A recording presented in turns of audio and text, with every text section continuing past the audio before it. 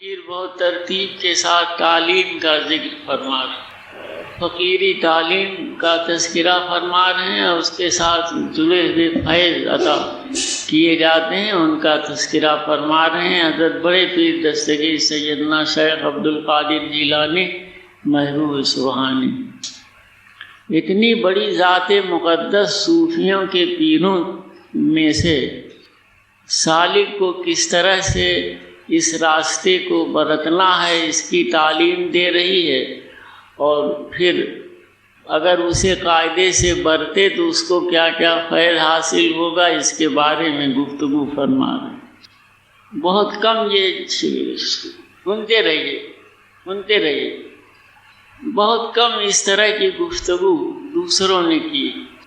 پہلی تاکید فرما رہے ہیں سالک راہ کے لیے کہ ماں سوا سے دور رہو، جتنے بھی کام اور جتنی بھی باتیں تم کو فقیری راستے پہ چلنے سے روکیں، اس راستے کے لیے رکاوٹ بنے، تمہارا ذہن، تمہارا دل، تمہارا دماغ دوسری طرف لگا دیں، تمہیں صوت سرمدی سننا ہے یا انہد نعت سننا ہے یا ذکر نفی اثبات لا الہ اور الا اللہ سننا ہے، تمہیں ذکر قلبی سننا ہے، تمہیں ذکر روحی سننا ہے، تمہیں ذکر قلبی سننا ہے، تمہیں ذکر روحی سننا ہے، اس سے تم کو محروم کر دے، ونچت کر۔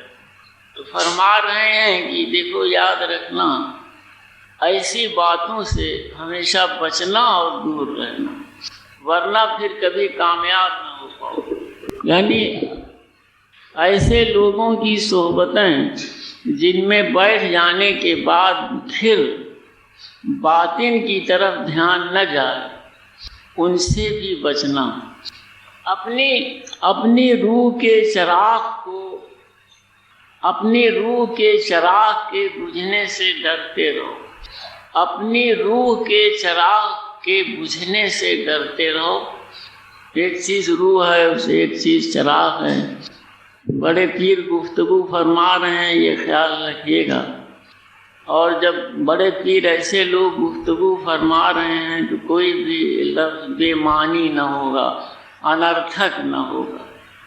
روح کا چراغ جب روشن ہو جاتا ہے مقام قلب پر، جس مقام قلب کی تشریح ہم نے پرسوں یا نرسوں کی تھی، جب اس جگہ پر روح کا چراغ روشن ہو جاتا ہے تو تینوں کائناتیں ایسے فقیر کے سامنے روشن رہتی ہیں، پاتال، دھرتی اور آکاش، یہ تینوں کائناتیں اس کے سامنے روشن رہتی ہیں اور کائناتوں کے ہر بھید ظاہر رہتے ہیں۔ بڑے پیر دستگیر اپنے مقام کی گفتگو فرما رہے ہیں۔ ہر بڑے سے بڑے فقیر کو اس طرح کا مقام نہیں حاصل ہوتا، یہ خیال رکھیے۔ ایک چراغ ہے جس کی تعریف بیان کی گئی ہے اللہ کی زبان سے بھی، یہ ایک فانوس ہے، اس میں ایک نور ہے، روشنی دیتا ہے چراغ کی طرف سے، اسی کی طرف اشارہ فرما رہے ہیں۔ روح کا چراغ، اسی کی طرف اشارہ فرما رہے ہیں کہ وہ چراغ اگر حاصل ہو جائے تو پھر اس کو بجھنے سے بچائے رہنا۔ ایک وہ مقام ہے، نہایت بلند مقام ہے، اور اس کے بعد روح کے چراغ سے مطلب کہ وہ چراغ جو تمہارے سینے میں روشن ہے، تمہارے سلسلے کی شکل میں اور تمہارے پیر کے شکل میں، تمہارے سینے میں روشن ہے، اس کو بجھنے سے بچائے رہنا۔ اگر تم نے دن بھر اور رات بھر ماں سوا سے جوڑے رکھا اپنے کو تو وہ چراغ بجھ جائے گا۔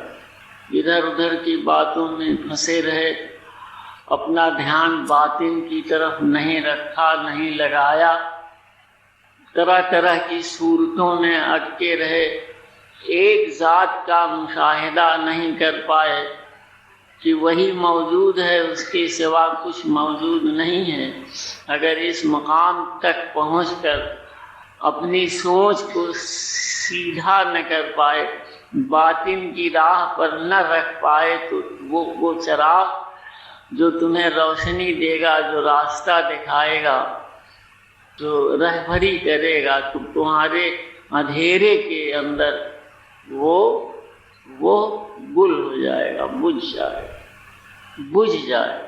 خدا سے تیسری بات فرما رہے ہیں، خدا سے نیک خیال رکھو۔ ایک خیال بد ہوتا ہے، ایک نیک ہوتا ہے۔ بد مانے برا، نیک مانے اچھا بھلا۔ منع کیا جاتا ہے ہمیشہ کہ کوئی منحوس خیال مت پالو، تم تباہ ہو جاؤ گے، تم برباد ہو جاؤ گے، تمہارے اوپر بڑی مصیبت ہے، بڑی آفت ہے، بڑی بلائیں ہیں، تم سے ان کی دشمنی ہے، تم سے ان کی دشمنی ہے، انہوں نے نقصان پہنچایا، انہوں نے تمہیں ذلیل کیا، انہوں نے تمہیں دھکا دیا۔ اس طرح کا کوئی خیال مت پالو۔ اس طرح کا خیال پالتے رہو گے تو اپنے پیدا کرنے والے سے بھی بد خیال رکھو کہ اس نے ہماری دیکھ بھال نہیں کی، اس نے ہماری خبر گیری نہیں کی، اس نے ہماری طرف نہیں دیکھا، اس نے ہماری چنتا نہیں کی، اس نے ہماری فکر نہیں کی۔ اس طرح کا بد خیال تمہارے ذہن میں پرورش پاتا رہے گا اور تم اس شیطانی گھیرے میں رہو گے جو تمہیں ہر حالت میں نقصان پہنچاتا ہے۔ دھیان دیا آپ نے؟ طرح طرح کی دشمنی پالنا، طرح طرح سے حسد رکھنا، کینہ رکھنا، وہ فتنہ ہے جو خود اپنا گھر پھونک دیتا ہے۔ دل گندا ہو گیا، دماغ گندا ہو گیا، سوچ گندی ہو گئی، اور جب اپنے خدا کی طرف بڑھے تو وہی گندگی اس کے ساتھ بھی جڑی۔ دھیان دیا آپ نے ہماری بات؟ وہی گندگی اس کے ساتھ بھی جڑی۔ وہ صفائی نہیں حاصل ہے۔ اگر صفائی حاصل ہو جائے تو دعائیں قبول ہوں، فریادیں سن لی جائیں، لیکن گندگی کے ساتھ بڑھ رہا ہے آگے، اس لیے جڑاؤ نہیں پیدا ہوا اور دعائیں نہیں قبول کی گئیں، وہاں تک آواز نہیں پہنچ پائی۔ دھیان دیں ہماری بات پر۔ حضرت بڑے پیر دستگیر سیدنا شیخ عبد القادر جیلانی نہایت اہم پہلو پر انسان کے اٹھان کے، انسان کے ارتقاء کے، انسان کے ایوولوشن کے نہایت اہم پہلو پر گفتگو فرما رہے ہیں۔ نہایت اہم پہلو۔ ہم گاؤں کی زندگی کے بہت قریب رہے ہیں، آپ لوگ بھی قریب ہیں۔ یہ غور کیا ہوگا کہ جن گھروں میں ایسے لوگ پیدا ہوئے جنہوں نے دوسروں سے دشمنی رکھی، روز ایک ہائے ہائے محلی، وہ گھر کچھ دنوں کے بعد تباہ ہو گئے، برباد۔ وہ تمام ہیکڑی ختم ہو گئی، تمام سینہ زوری ختم ہو گئی، تمام زور دکھانا ختم ہو گیا، ہر طرح سے رستم ہند بننا ختم ہو گیا، اور وہ سارے گھر تباہ ہو گئے۔ وجہ بیان کر رہا تھا کہ خیال میں جب گندگی موجود ہے تو عذاب اترتا ہے، جلال اترتا ہے، جلال اترتا ہے، جمال نہیں اترتا، جلال اترتا ہے۔ اپنے فقیری گروہ کو تعلیم دے رہے ہیں، جو سالک راہ ہیں ان کو تعلیم دے رہے ہیں کہ اپنے سفر کے زمانے میں یا بعد کے زمانے میں اپنے خیال کو گندا مت ہونے دیں، کسی طرح کی رنجش مت پالنا، کسی طرح کی جھنجھلاہٹ مت پالنا، کسی کی طرف سے کینہ مت پالنا، حسد مت پالنا، ورنہ وہ تمہارے اندر بیٹھ جائے گا اور تمہیں جلال کی جھپٹ میں رکھے گا۔ غور کریں آپ، جلال کی جھپٹ میں رکھے۔ تمام طرح طرح کی دولتیں پانے کے بعد بھی کبھی تم سکھ کی سانس نہیں لے سکو گے۔ ایک نہ ایک سمسیا تم سے جڑی رہے گی اور تم اسی چنتا میں ڈوبے رہو، ان فکروں کے دائرے سے کبھی باہر نہیں نکل پاؤ گے۔ یہ فرما تمہیں کبھی ذہنی سکون نہیں حاصل ہو سکے گا، تمہاری راتیں طرح طرح کے چنتاؤں میں ڈوبی رہیں گی اور تمہارا دن انہی چنتاؤں میں پھنسا ہوا بیتے گا، اور تم ہاتھ پیر پٹکو گے اور پھر نیند کے لیے نیند کی گولی کھاؤ، یا پھر رات بھر بے چین ہو کر جاگو۔ فرما رہے ہیں کہ دیکھو بد خیال مت بننا، کسی طرح سے بد خیال مت بننا، کسی طرح کی جھنجھلاہٹ، کسی طرح کا طیش، کسی طرح کا دانت پیسنا، کسی طرح کی پاگل پن کی جھپٹ اپنے ساتھ مت رکھنا، ورنہ تمہاری زندگی انہی بد خیالیوں کا شکار ہو کر پوری طرح جلال کی گرفت میں رہے گی۔ فرما رہے ہیں کہ اپنے خدا سے نیک خیال رکھنا، اپنے خدا سے نیک خیال رکھو، نیک خیال رکھنا تمہاری سرشت میں، تمہاری بنیاد میں نیک خیال رکھنا اگر بیٹھا ہوا ہے، بھلا خیال رکھنا، سکون پرور خیال رکھنا جو تمہارے دل دماغ میں ہمیشہ سکون قائم کرے۔ میٹھی بانی بولیے من کا آپا کھوئے، اورن کو شیتل کرے آپ اور شیتل ہوئے۔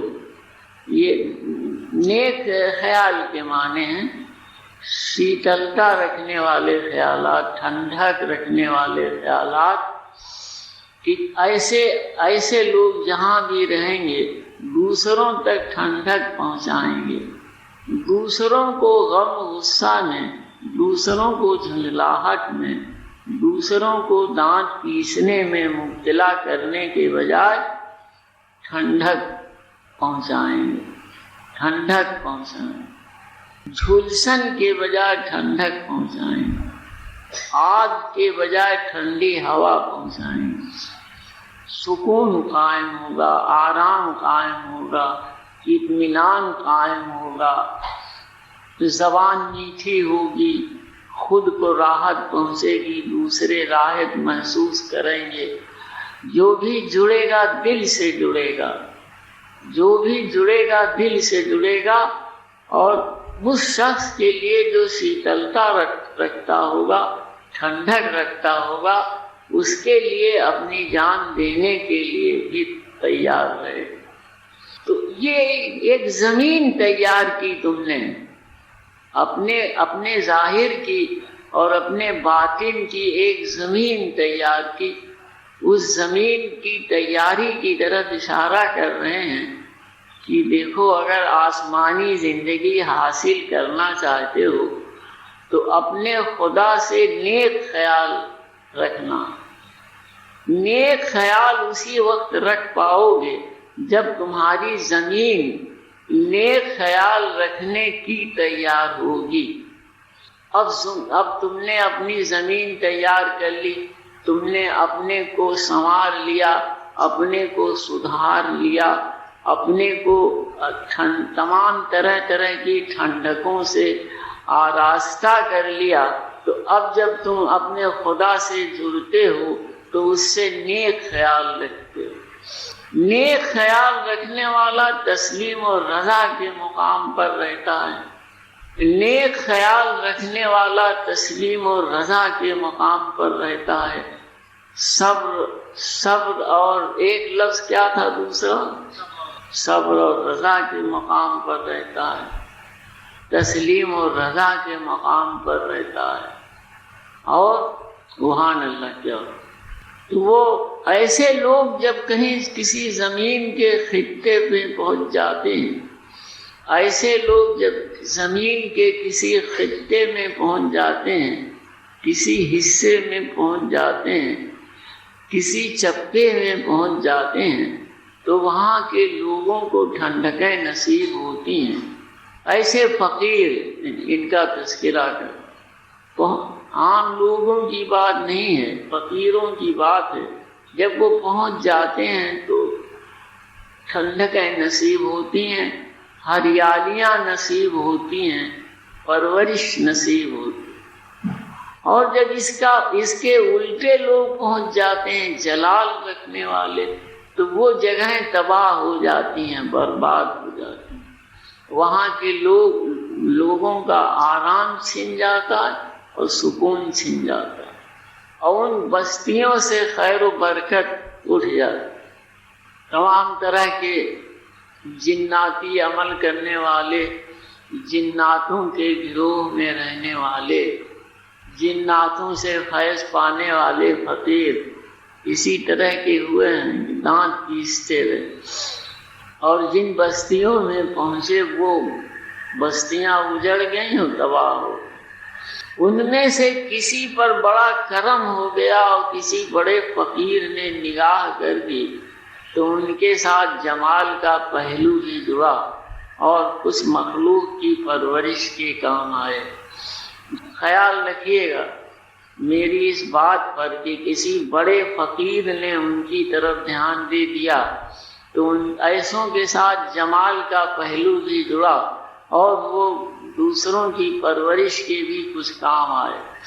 اس کے بعد فرما رہے ہیں کہ 40 دن تم اس کی یاد میں بیٹھے رہو تو تمہارے دل سے زبان کے راستے حکمت کے چشمے پھوٹ نکلیں گے۔